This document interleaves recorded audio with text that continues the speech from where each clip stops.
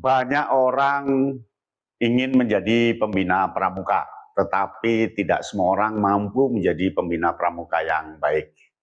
Dan pramuka menginginkan pembina yang baik. Audio Jungle. Audio Jungle. Assalamualaikum warahmatullahi wabarakatuh. Salam Kak Yarno Bintang. Banyak orang yang ingin menjadi pembina pramuka, tetapi banyak orang yang tidak bisa, gagal, bahkan tidak bisa berperan sebagai pembina pramuka yang sebenarnya. Jadi dia secara kasat mata saja pembina, tetapi jiwa dan batinnya bukan pembina pramuka. Banyak yang pembina pramuka hanya seragamnya saja, namanya saja tercantum, tetapi sebenarnya dia bukan pembina pramuka. Apa sih sebenarnya pembina pramuka itu? Yang pertama, pembina pramuka itu bukan guru, bukan atasan. Pembina pramuka itu adalah saudara, teman, sehingga dipanggil Kak.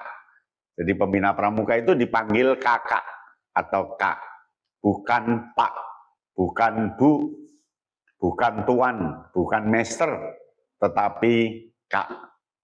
Dari kata Kak di situ dapat kita maknai ada kedekatan antara pembina dan anak-anak, antara pembina dan pramuka.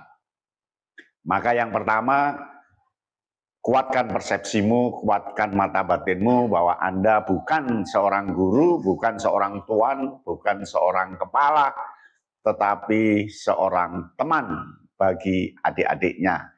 Jadi yang pertama adalah hubungan antara adik dan kakak atau kakak dan adik. Yang kedua, membina pramuka itu harus berdimensi metode kepramukaan. Jadi dia wajib menggunakan metode kepramukaan. Tidak boleh metode yang lain, harus menggunakan metode kepramukaan. Nah, metode kepramukaan itu kan ada 9 ya. Itu yang pertama, alam terbuka. Jadi membina pramuka itu harus di luar kelas dan di luar rumah. Berarti di alam terbuka. Itu boleh halaman sekolah, kebun, sawah, sungai, hutan, dan sebagainya. Itu harus menjadi tempat, bukan di dalam kelas.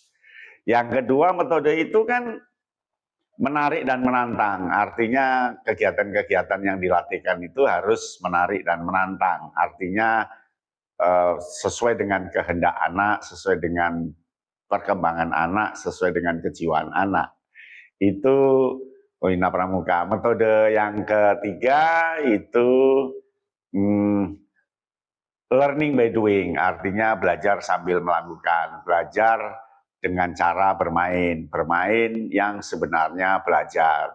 Itu. Lalu yang keempat, dia berkelompok, harus dalam kelompok. Yang kelima, memberikan penghargaan, diberikan penghargaan, applause, reward kepada peserta didik. Nah, selanjutnya dia harus mitra sebagai teman ya, sebagai teman. Kemudian harus satuan terpisah antara laki-laki dan perempuan. Lalu harus menggunakan kode kehormatan serta dia harus menggunakan kiasan dasar atau simbolik framework. Jadi yang kedua, syaratnya adalah menggunakan metode kepramukaan. Jadi yang syarat pertama itu peran sebagai kakak, bukan sebagai seorang guru, bukan sebagai seorang pimpinan, bukan sebagai orang tua, tetapi kakak.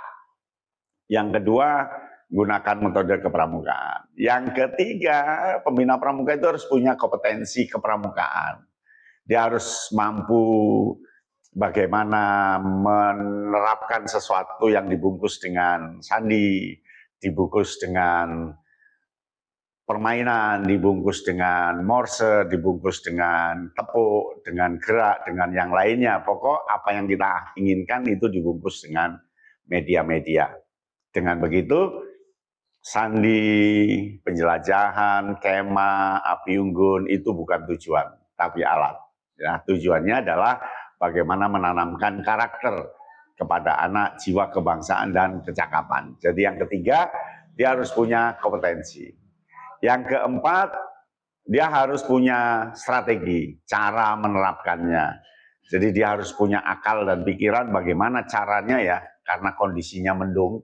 Bagaimana ya caranya karena ini anak-anak baru. Bagaimana ya caranya ini anak-anak lama.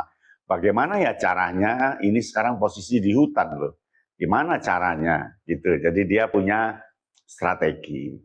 Itu yang keempat. Nah, yang kelima, dia harus kuat dari sisi pengenalan psikologi anak. Dia harus tahu ciri anak, body fisik anak itu seperti apa, sehingga tidak terlalu memberatkan sehingga melukai fisik anak. Kemudian kejiwaan anak seperti apa, lingkungan anak seperti apa. Jadi kalau anak itu lahirnya bulan Januari, dia harus dibebani apa. Kalau golongan darah O, dia harus seperti apa. Nah, mengenal peserta didik ini sangat dipentingkan bagi pembina. Jadi pembina harus belajar itu. Apa ciri siaga, apa ciri penggalang, apa ciri penegak, apa ciri pandega. Dia punya ciri masing-masing. Ya. Nah, yang keenam, dia administrasi yang bagus. Administrasikan apa yang Anda lakukan. Catat, buatlah jurnal. Kemudian siapa berbuat apa, siapa harus bagaimana. Jadi administrasi itu penting. Teramat penting, itu yang keenam. Nah, yang ketujuh, pandai gunakan media. Dia harus pandai gunakan media. Bagaimana memainkan bendera Morse, bagaimana dia memainkan semafor, bagaimana yang lainnya. Dia pandai menggunakan media itu. Itu yang ketujuh. Nah, yang kedelapan, mampu memberikan keyakinan bagi anak-anak bahwa dia ikut dengan pembina Anda, dengan Anda, dia ikut, dia menjadi anak buah, dia yakin bisa tumbuh dan berkembang dengan sosok pembina itu.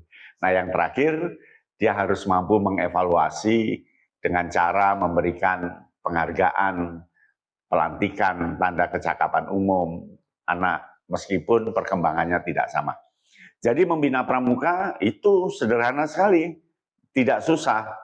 Nah, yang susah kan kita saja karena kekurangan asupan, kekurangan amunisi, kekurangan bahan untuk membina. Akhirnya membinanya itu-itu saja. Yakinlah membina pramuka itu menyenangkan. Yakinlah bahwa membina pramuka itu mengasihkan. Maka jadilah pembina yang hebat. Sepakat ya? Pembina hebat 8 kriteria tadi yang harus diterapkan. Demikian, sampai ketemu. Salam Kayana Bintang. Audio Jungle. Audio Jungle.